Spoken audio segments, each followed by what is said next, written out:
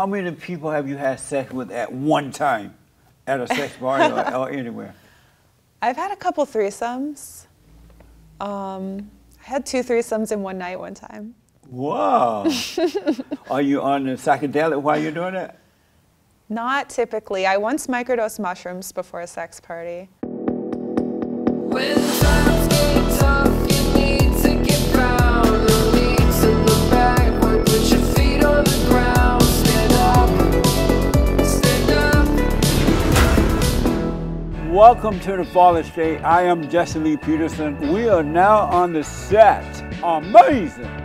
We have been off for a while due to the Chinese virus. And by the way, The Fallen State is on Patreon. Click on the Patreon link in the description to support our work. I have with me today a very interesting lady, Suzannah Weiss. She is a freelance writer for the New York Times, the Washington Post, Vice, Glamour, Playboy, Teen Vogue, and many others.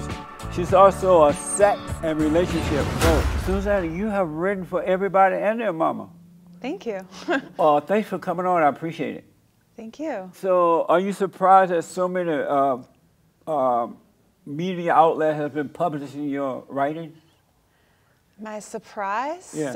Well, it was hard work, so I feel like, you know, it wasn't just luck, that I worked very hard. So I'm lucky, but also it was a result of my hard work. So you were just walking down the road one day and you decided, I'm going to be a writer. I don't know. I guess it was sort of a calling. Since I was little, I would write poems, and I didn't know if it could actually be a career. I was actually working in tech marketing at the time I became a writer, and I was writing on the side, and then I was laid off, and that sort of became an opportunity to take writing full time, and it ended up working out. That's amazing. Very interesting life you have going on. Thanks. How would you rate your life on a scale of 1 to 10, 10 being best? I feel like I'll get to a 10 one day. Right now it's like a 6. A 6? You have a 6? I thought you would say a 10. Well, you know, I'm still working toward a lot of my goals. Amazing. And you want room for improvement. Yes, that's right. Always room. So I have a lot I want to talk to you about, so we're going to move a little fast today. You identify as a non-binary. Am I right? Yeah, you know, that's not something I talk about a lot, but I identify both as non-binary and as female. To me, non-binary just means that I don't subscribe to the gender binary. I think gender is a social construct, and I don't like being confined by stereotypes. So you don't like being confined as a female? So I also do identify as female, but I just like to challenge a lot of the assumptions that come with that. Yeah, I read that you wrote an article for Teen Vogue, and you said you identify as a woman, but you also identify as a non-binary. So for me, I'm black and slow. What is a non-binary exactly? Somebody who does not identify exclusively as a man or a woman. So someone might identify as not a man or a woman. They might identify as both non-binary and a man or a woman. It just means that they don't subscribe to the gender binary. Oh, I see. So do you sometimes identify as a male? No. You always identify as a female, but sometimes as nothing. Right. What does nothing feel like? Just feels like I'm just like a soul and a light being, and not like my soul isn't gendered. So if you're out at a bar one night and this handsome guy comes through and he sees this beautiful woman and he goes, well, I'm going over and talk to that lady. And are you going to say, well, I'm not a lady tonight, I'm a non-binary? No, I really would not. I mean, some people might feel that way. I really would not personally care as long as I didn't feel like he was stereotyping me based on what I look like. Amazing. How does that personally help you to identify as a non-binary? What does it do for you? It allows me to feel free to be myself, regardless of what gender roles might dictate. So when you go home to visit your parents sometimes, and they say, here come my daughter. And you say, no, no, no, today I'm a non-binary. My parents don't know anything about that. They don't know about it? No. So you would never tell them about it? I don't think they'd get it. What is a woman? I don't know if anyone really knows that. You know, people used to say it meant 2 X chromosomes, but then there's trans people and then there's intersex people. I think ultimately it's someone who identifies as a woman, and it's your choice how you identify. So, for example, there are a lot of males, who identify as a woman. Are they really women, or do they just think that they are? But in reality, they are not. I think that it's really a personal identity, and that if you feel you are a woman, you are, because I don't think anyone has even agreed on a biological definition. Like even some people with 2 X chromosomes have like genital configurations or hormones that might suggest male to some people, and gender is really a social construct. And so since it is made up by society, we should have the chance to make it up for ourselves, whatever it means to us. So one other thing about that, because I want to move on, at what point in life did you decide, you know what, I'm going to be a non-binary. I'm just not going to be what the world says I am. At what point in life did you decide that? In college, when I learned what it was. Before that, I didn't really know what it was. Oh, they taught you that in college? I don't know if it was taught in class or just by my peers. I think it may have just been from people I knew. And so when you first heard it in college, did you go, what the? Did you accept it right away, or was it hard to accept that idea of a non-binary? Or did you just say, yeah, that makes sense? Yeah, I thought it made sense. Right away? Mm-hmm. Were you high? You know, I wasn't really into that stuff, so wasn't high. That's amazing. And so what is a male, besides just body parts? What is a male? Same thing as females, someone who identifies as male. Yeah, I would say a male is somebody who says that they are. Do you, what's your impression of men today? I think men, they have a lot to deal with from society, like women. There's a lot of confusing social roles and stereotypes, and I can't really make a generalization. I think I have sympathy with men for like all the things that they deal with. Yeah. Do you're not married or anything, right? Mm-mm. You date? Mm-hmm. And you date men? Yeah. Do you date women too? No. Whew. Why? I thought you were going to say yes. I'm glad to hear that. Thanks. I wanted to ask you about this. The author of Harry Potter, the woman by the name of J.K. Rowling, she came under fire recently for saying trans women are not women. Mm-hmm. Do you agree with her? No, I don't agree with her. And why not?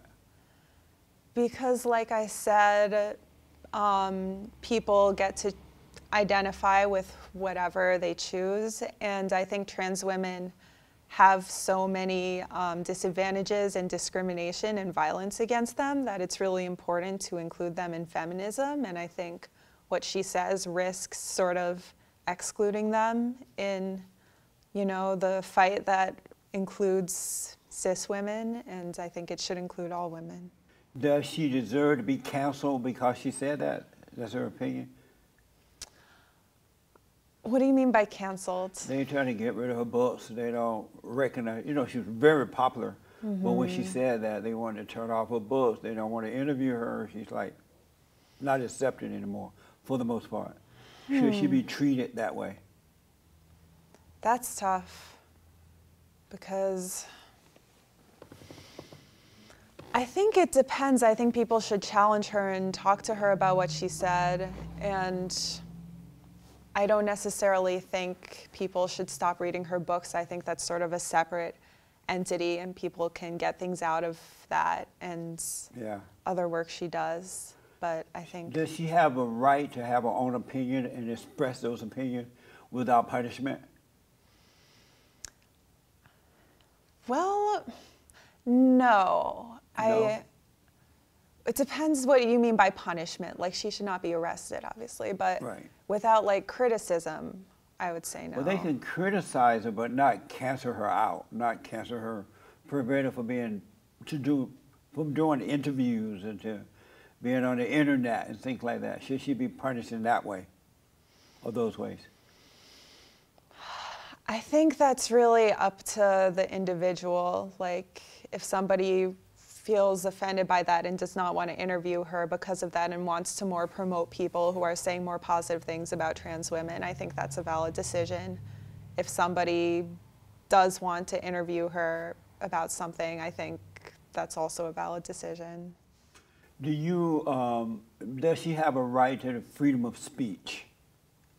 Of course. And do you agree with the cancel culture today? They only want one point of view. No one is allowed to disagree. Do you agree with that? I think that it can get too harsh sometimes, and I think it's more productive to see each other with compassion and try to understand where each other's coming from. Yeah, I agree. Yeah, I mean, I do think people should be educated about why certain views are problematic, but I do think that could be done in a way that is less automatically just attacking. Yeah. So, Suzanne, how do you describe yourself? If I saw you at a bar and I went over to him like, oh, let me go talk to that lady. And I would ask, what type of person are you? How would you describe yourself? What would you say? That's like a broad question. I would say I'm creative, spiritual. I don't know where you're going with this. Like, would you say that to me at the bar? I don't know where you're going with this. I would be like, could you specify the question? And so you would say that. I would say, well, what type of person are you? Am I on the right track with creative and spiritual? Oh yeah. I mean, how do you see you? I see me as somebody who like searches for the deep meanings in life and is very curious about a lot of things and wants to just help everyone, love everyone, and help animals. So you like animals too? Yeah. Amazing. Have you ever been married or have kids or anything? Mm-mm. Do you want that? I'm undecided about that. I think I do want to be married. Kids, I'm still debating. Would you prefer a child or an animal? Well, right now I would say a cat. A cat? I might change my mind one day. Right on. I read that you have done or you do psychedelics. Mm-hmm. Is that true? Mm-hmm. You do psychedelics? Are you still doing that? Mm-hmm. You do psychedelic, doesn't that trip you out?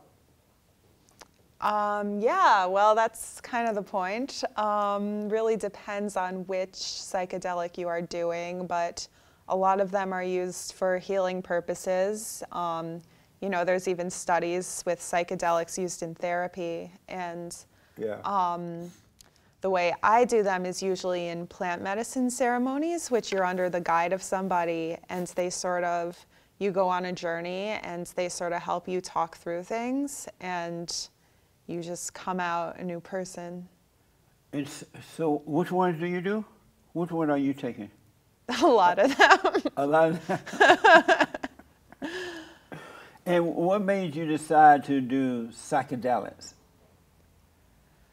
Honestly, I had read My first experience with a psychedelic, which was MDMA, which is not always considered one, but it was, I had read about a study showing treatment of PTSD with MDMA, and I don't necessarily have PTSD, but I think at the time I was struggling a lot with anxiety and depression, and so someone offered me it at a music festival, and it just completely changed my world. I quit a job that was not treating me well, and I ultimately decided to go travel the world for 3 years, all because of that trip. It just sort of cut through the barriers I had put in front of myself. Yeah.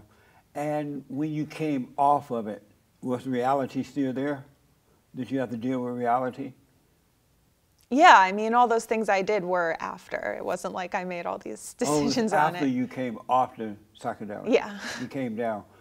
Amazing. And so what is life like for you without psychedelics? What is it for you, life? Without, you mean? Without being on this stuff, psychedelics. I mean, life, usually the things that you learn on them, you then implement in your life. And that in of itself, the insights never leave you. So you really, oh, I see.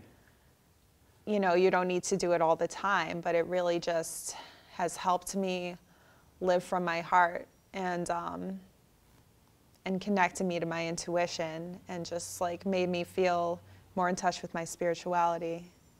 And you're not able to do all that without the support of psychedelics? I don't think I would have personally. I mean, they say that one psychedelic session is 10 years of therapy. There are ways to get there. There's meditation, and some people do have different paths, but Right. It is one of the fastest paths. And when the last time you did psychedelics? About a month ago. And are you still out there? No. Are you back? Yeah, you come back within a few hours. Oh, you Yeah. And how often is it recommended that you do it? There's really no recommendation. I mean, probably not every day unless you're microdosing. Some people do that. But I try to keep it to once a month just because I want to be able to focus on work and not. Yeah. It's hard to focus while you're on it. Am I right? I've actually, it really depends how much and what kind. I have written some of my best pieces on psychedelics. So is psychedelic that little thin piece of paper that you put on your tongue? You're thinking of LSD? That's Yeah. one kind. That's one kind? Mm-hmm. Have you ever done that? Yeah, I've done that. And what's that like for you? That one's not my favorite. It makes me a little anxious, but I always end up thinking about death. Getting really deep and contemplating things like death and the meaning of life. I'm not making it sound pleasant. The one that you put on your tongue, right? Mm-hmm. How often do you do that? How often? That I've only done 3-4 times in my life. When I was in my 20s, I did that once. I was at a party somewhere, and everybody was doing it, my friends were doing it. And they're like, "Here, Jesse, try this, put this on your tongue." And I didn't know exactly what it was at the time. And so I put it on my tongue, and I went way out there somewhere. And all of a sudden I see these colors, and the music sounded like jamming, and it just felt different. Then I looked over in the yard, we was in a backyard party, and the rocks and things started moving. They had fake frogs, and the frog next started moving. I'm like, what the? Yeah. Once my friend became a dinosaur when I was on that. She just gradually turned into a dinosaur. But I knew it was her. I wasn't freaked out or anything. I was like, look, that frog is moving. They're like, Jesse, it's not real. But it looked real. It's moving. What other, what's the name, what type of other stuff? Is it like a pure form, the other type that you do?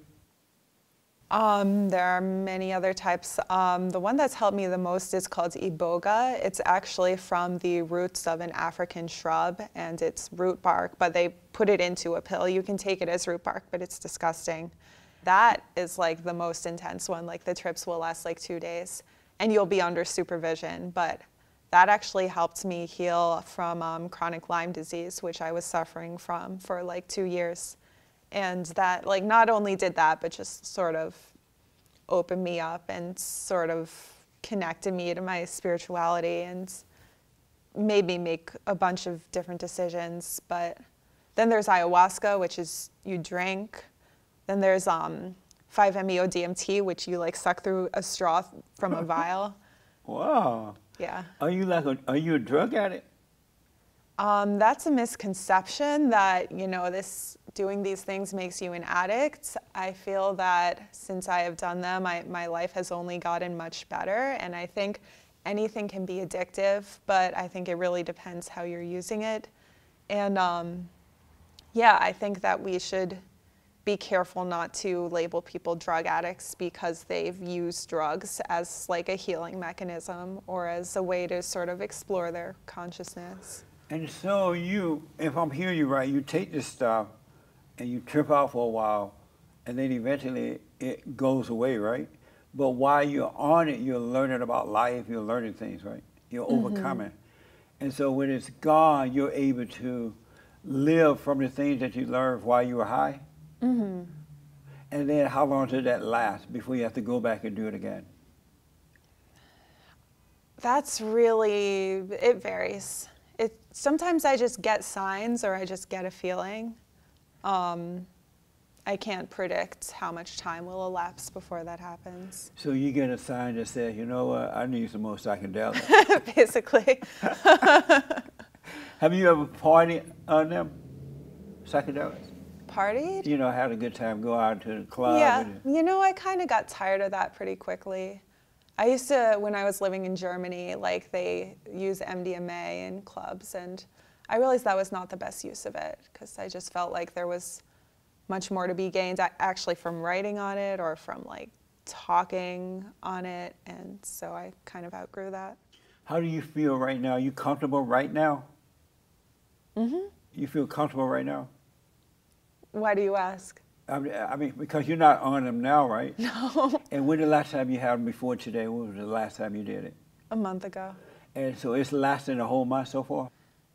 Yeah, I would say that I am still benefiting from what I learned, but yeah, the last thing I did was 5-MeO-DMT actually, and I felt like that trip just gave me a sense of overall confidence in the future, and since then I've kind of been focused on other things, so haven't really felt the need to go back.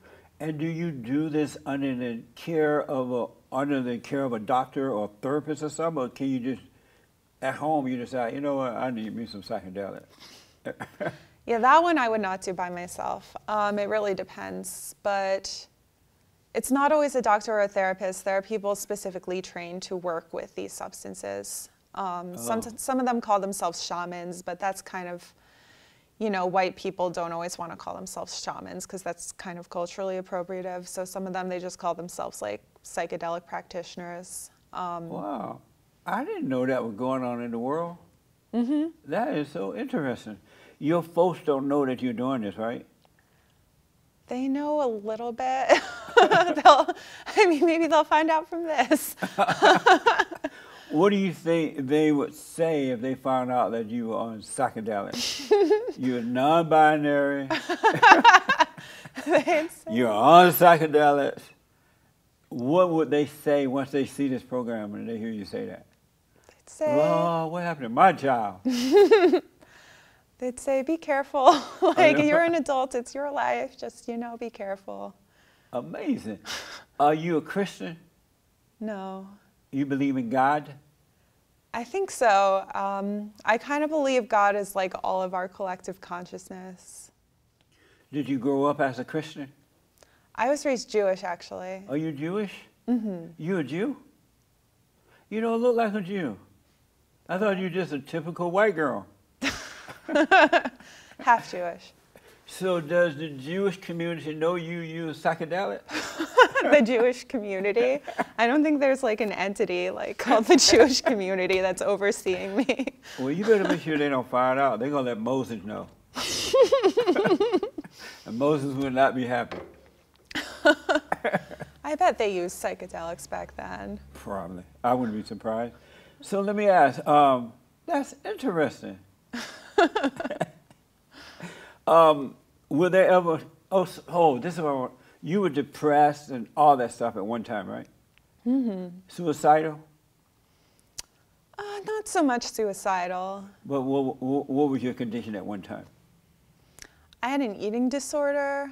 I was severely workaholic, just socially anxious, anxious in general, and a bit depressed. And depressed. And what brought all that on? That is something, you know, that's taken years of exploration to figure out. I think it had to do with something to do with having parents that were critical. I think having people in school not be nice to me. And in general, I think just societal ideals around women causing a lot of body image issues and objectification. Yeah, I think women live in a culture of objectification, even if they're not directly sexually assaulted. It can cause, I think, for a lot of us, just discomfort with our bodies. Oh, I see. Why do women objectify men? Why do women what? You say objectification or something? What does that mean? I'm not sure what you're referring to. You said women bodies are objectified. Oh, objectified. Objectified. What is that? You know, it's when sexual violence toward women is encouraged and normalized, like a lot of sort of college campus fraternity cultures might do, or like in advertising when women's body parts are used to sell products. Or, you know, it happens in all different ways. Oh, I see. Women do that to men too? I don't think that is routinely done to men in the same way. Right. Not to the same extent, I don't think. Should a man recognize a woman's body like, wow? Yeah, I don't think that necessarily qualifies as objectification. I think it really depends how it's done. Like a random guy on a street, like, you know, yelling sort of graphic things to you, that would be, or like sending you a dick pic online, like that would be. But sending you a what? Dick pic? A dick pic? You haven't heard that term? No. Like, guys, they do this. They send you pictures of their dick just on social media, just randomly. Just randomly? Yeah. What the? Are you serious? Why do they do that? I really don't know. Maybe they're seeking validation. Maybe they're trying to make you uncomfortable. Maybe there's a sense of entitlement, like they want to feel like, you know, they have the right to do that. And do women send their VJs too? I have never heard of that happening. A woman never does that. It probably has happened. It's just not happening often enough that anyone hears about it. So do you receive a lot of dick pics? Yeah, once in a while, not like every day, but. And when you receive them, do you look at them or you don't open them? Well. Do you go like? Well, I have to look to know what it is. Oh, this is so disgusting. I usually report them so that whatever platform they're using knows they're being inappropriate. I don't understand the purpose of that. Do they feel embarrassed doing that? Do they feel embarrassed doing that? That's what one would think. I don't know, they just think their dick's the greatest thing in the world, or they want to think that. I've heard it all. That's amazing. So I read that you go to sex parties. Mm-hmm. You're not that shy. I am. I actually use sex parties to work through shyness. I am pretty shy at sex parties and pretty awkward, but I learned to sort of, and I don't usually have sex at them. I just learn to like approach people and talk to people, and like a lot of them. What do you approach them and talk about at a sex party? Oh, I wish I could get with you. Yeah, well, a lot of it, so there's usually like a play area at parties where people can have sex, but there's also an area where people just talk, and that's a lot of the party. And so, one of them I go to has a jacuzzi, and you just kind of hang out there and make friends. And so there is sex, but it's not just that. So Is everybody walking around nude at sex parties? Not always. In the jacuzzi, yes. But They're nude in the... yeah, Is this before or after the dick pic? there are no cameras allowed. No camera. And so they don't walk around nude. They just get in the jacuzzi naked. By the end of the night, most people are nude everywhere or like in underwear. Do you walk around nude? I will usually, it depends on the party. I have a pair of lingerie that I wear for most parties. Have you ever walked around nude? Mm-hmm. Ooh. Are you on the psychedelic while you're doing that? Not typically. I once microdosed mushrooms before a sex party, but What was that like? microdosing does not have a big effect. I think it just made me a bit more open and a bit more like emotional, I think, or like emotionally open. Really? And so have you ever had a sex at a sex party Once. and everybody was looking? It was at the end of the night, almost no one was there, so I don't think anyone was looking. Maybe a person or two. That's amazing. Did you feel shy at all? Did I? Yeah, a little bit, but like, I don't know. Once you get into it, you tune it out. You're like, oh, what the hell? So listen, you have attended 9 sex parties. Last summer, I think now I've attended more. So in one summer, last summer you attended 9 sex parties. Mm-hmm. That's amazing. And you think now you have attended more. Since last summer, yeah. What do you like about them the most? I like just the people you meet there. They tend to be very free, open people. And it's like once you've talked about sex, once you're open about that, you can really talk about anything. And yeah, I've met some good friends at sex parties. Really? And so the guys and the gals are walking around naked for the most part, right? It really depends on the party. I would say for the most part, they're not. Depends what area you're in. As in the play area, like the sex area, yes. But So if you were standing by the pool, you saw a guy walking down toward you naked, you do this or you do that? depends on the guy. Really? What type of guy that would make you look straight at him? Attractive, hard to define. Does he have to have a great body or does he have a fat body? I mean, I'm pretty picky. I would say like pretty great body. You have a great body. Ooh. And are there fat men and women there too? Yeah, all body types. All body type. And so that if a fat guy walking down and an amazing guy walking down and a skinny guy walking,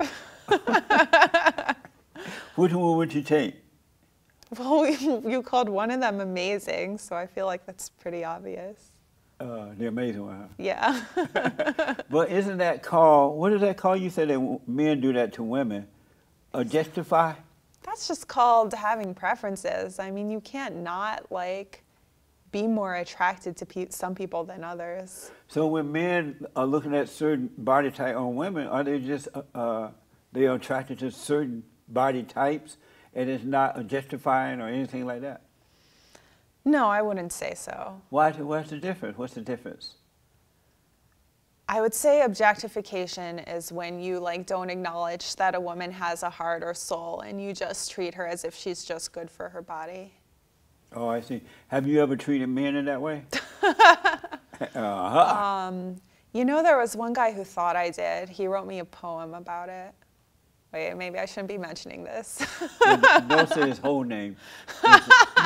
Don't say his full name. And so he said, what did he say? That he was just a sex boy to me. And you say, yeah, you're right. No, I actually said, no, you're not. But, you know, he got that impression, so maybe I was not great about. I don't know, sometimes you have needs and you just want to fulfill them, and that's all you're really interested in. Amazing. Did you tell him that? You know, I just had a need. Did you tell him that? No. Why not? I didn't want to make him feel worse. What do you mean? Well, I didn't want to make him feel like an object to fulfill my needs. You said that these parties allow you to push your insecurity away for good. Yeah, I mean, not like for good. That's always, I feel like that's something that never totally goes away. But definitely it helped me face rejection and not take it personally, because like I just went through several experiences where I did get rejected, and I realized that it wasn't really because of me. I think a lot of it was because I was being awkward about it. And once I got bolder and braver and just like, there was one night I came up to people and was just like, "Can I kiss you?" And everyone said yes.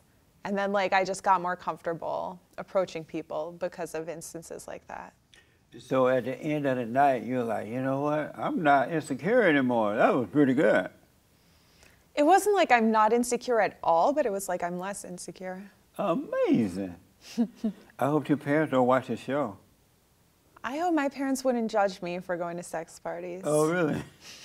How do you feel about, what's your relationship with you and your mother? How do you feel about her?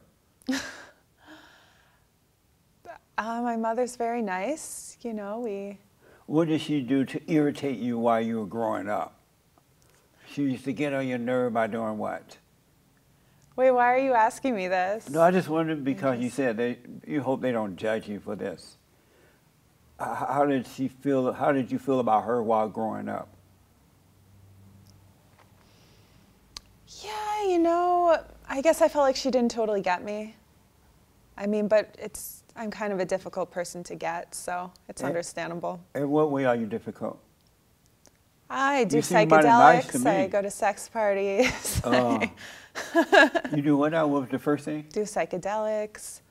I call myself non-binary. You know, all the things that you may find difficult to get. I think even if they don't know those specific things, they probably saw my personality and didn't totally get it.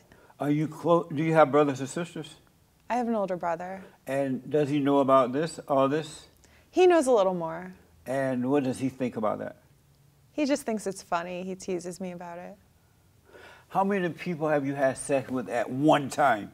At a sex party or anywhere? I've had a couple threesomes. I had 2 threesomes in one night one time. Wow. You seem so shy.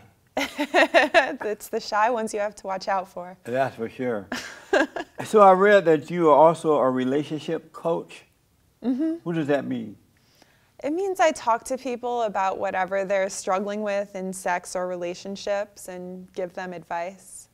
Can you give me an example or something that you help someone to overcome or whatever? Sure. I'm currently working with someone who's wanting to explore polyamory for the first time, and I'm helping him learn about that world and sort of just get up the courage to explore it when, you know, he feels like people will judge him, and giving some basic advice like setting up dating profiles and how to talk to people about like relationship structures. Right. If a guy came into your office and said, you know what, I want to have sex, but I just don't know how. I'm shy. I don't know how to do it. Would you say, come on, let me show you? No.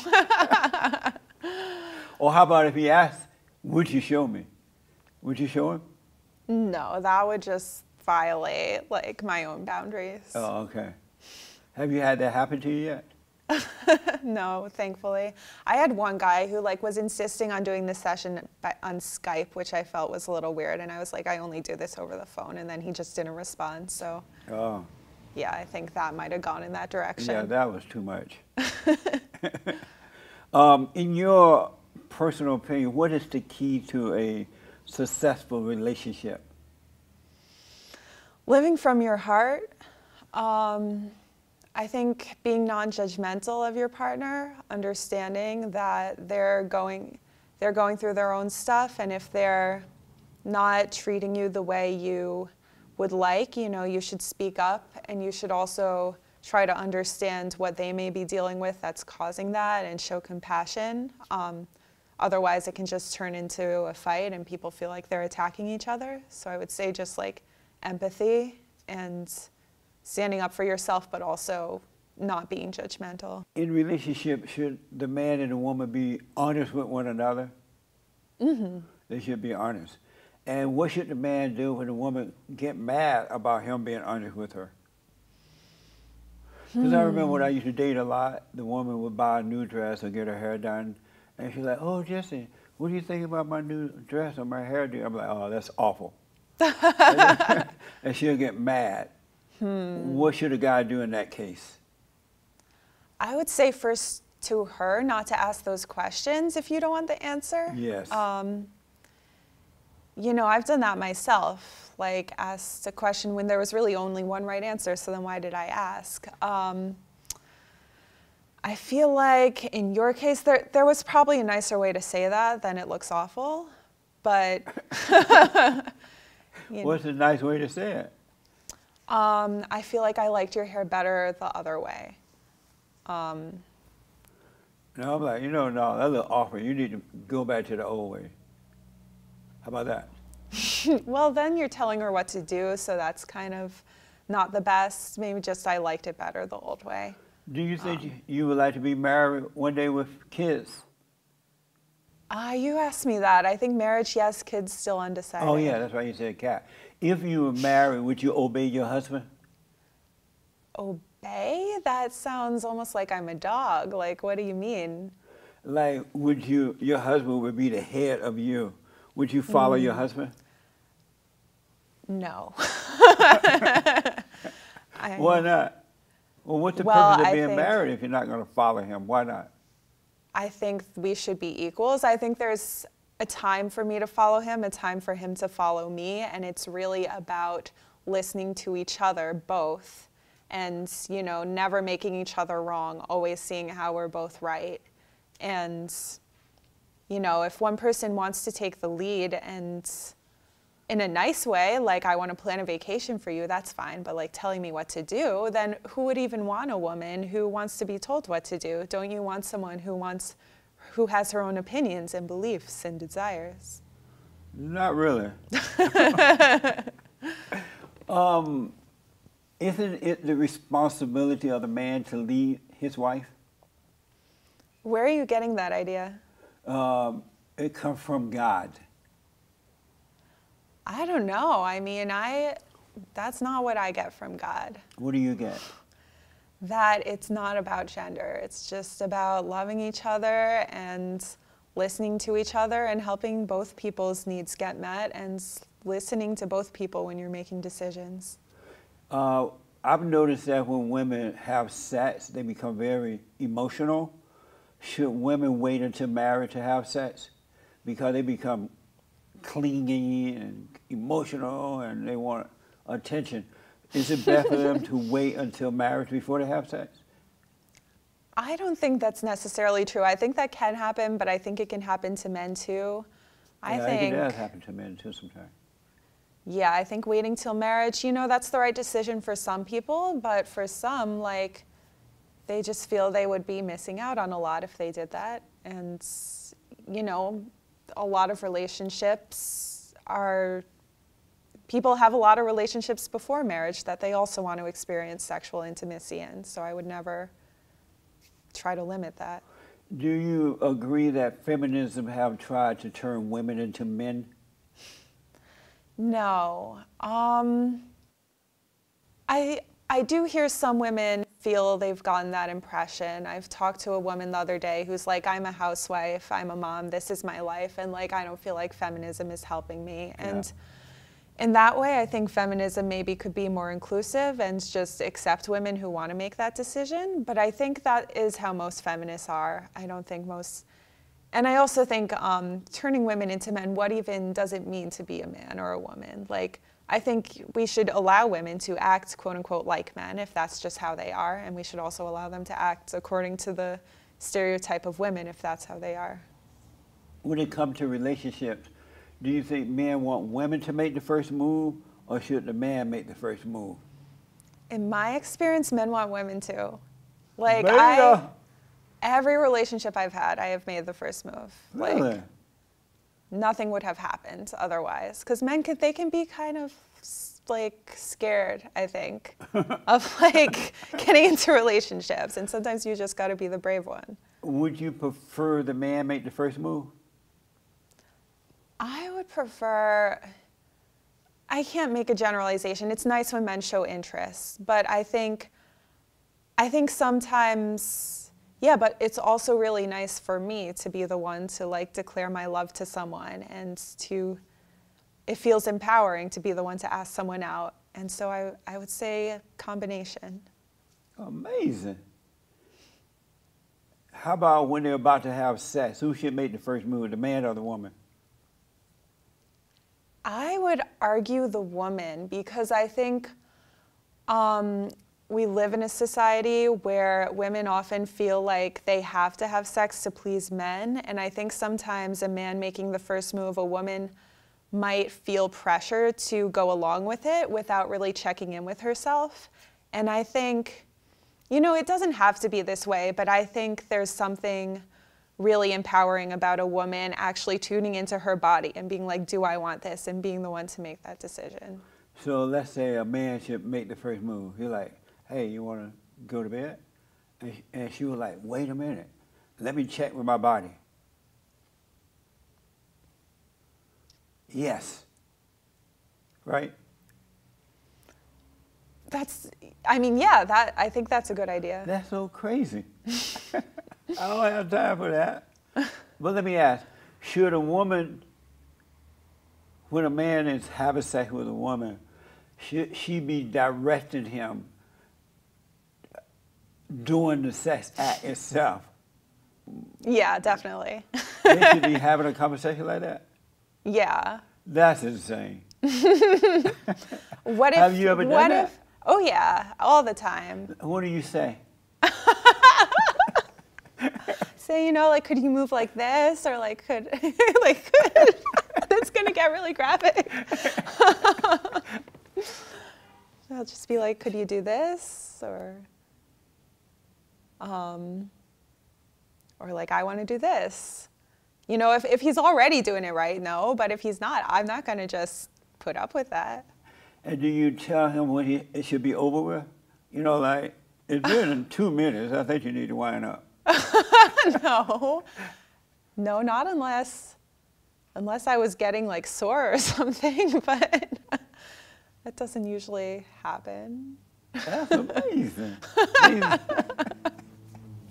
That is mind-blowing. So let me ask,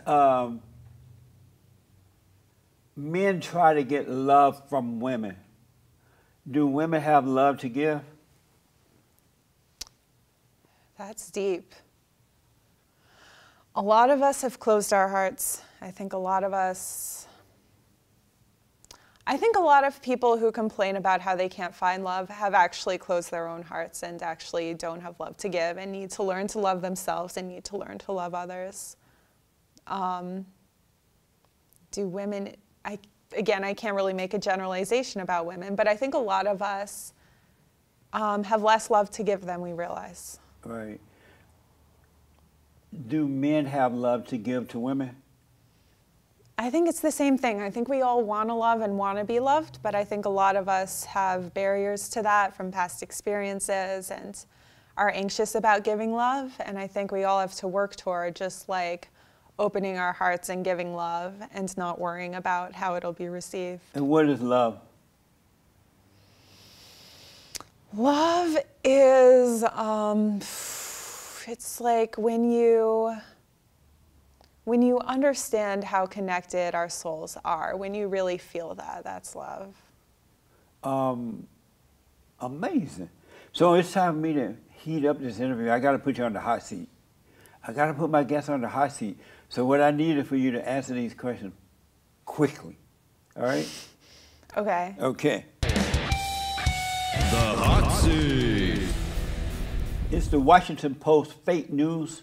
No. How about the New York Times? No. Is it morally right to give children hormones for a sex change? Depends. Do you support the Second Amendment? Yes. Is it worse to be fat shame someone, or to slut shame them? Fat shame? You're making me choose? That's both bad. Is it true that women who have sex with more than one man is a slut? No. Is it true that men who have sex with more than one woman is a slut maker? No. If heaven exists, will you go there when you die? Yes. Is it okay for women to sexually objectify men? No. Is it okay for men to objectify women? No. Is it racist for white Americans to be proud of their heritage? Yes. You say yes? Did you say yes? Amazing. Are you on team Johnny Depp?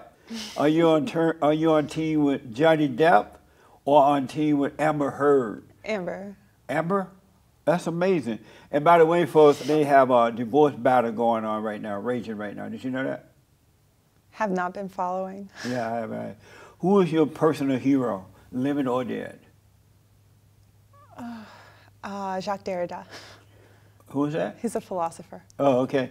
If you never had sex again in your life, would you still be happy? No. Do you have sex every day? No. How often? Depends if I'm in a relationship. Lately, not at all. Not at all? How does that feel? I deal with it. I focused on other things. Oh, okay. Are you going to be going to some sex bar to make up? Once they reopen. Well, thank you for sitting in the hot seat for me. I appreciate that. Thank you. Did you have fun? Mm-hmm. You did. All right. Is there anything you'd like to promote? The YouTube channel or your writings? How people can read your writings? Yeah, they could follow me on Twitter. Suzannah, Suzannah, Weiss, Weiss. Suzannah, I had an amazing time talking to you. I learned a lot. So thank you so much for coming, all right? Yeah, thank you. I do appreciate it. Thank you folks for tuning in. I absolutely appreciate it. Don't forget to follow, like, tweet, ring the bell for notification, and check out our merch store as well. Thank you. We are back. It's about time. Thank you, folks. Thank you, Suzannah. Thank you. That was fun. Next time on The Fallen State.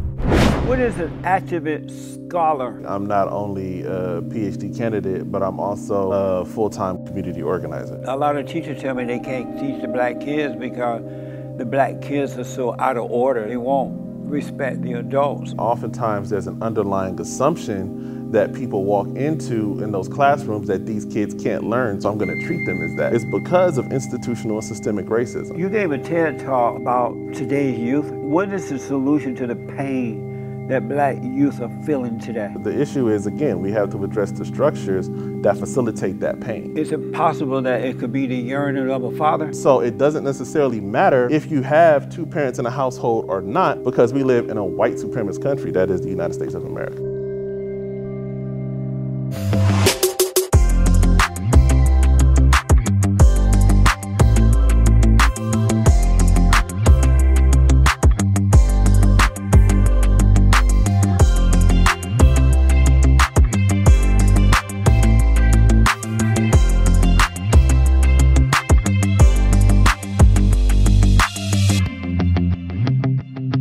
Thanks for watching The Fallen State.